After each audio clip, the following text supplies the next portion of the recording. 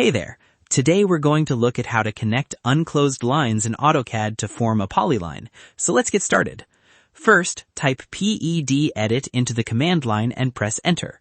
Over here, AutoCAD will prompt you for the next command. Then type M and press enter again. After that, the Polyline edit command will be activated.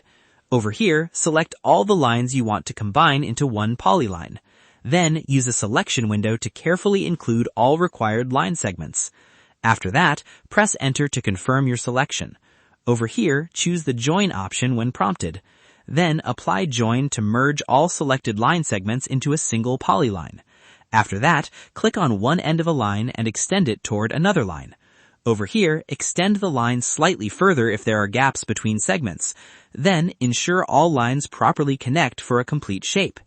After that, allow AutoCAD to combine everything into one continuous polyline. Over here, review the connected polyline in your drawing. Then make final adjustments if needed to clean up the geometry. And that wraps it up. Appreciate you watching. See you in the next.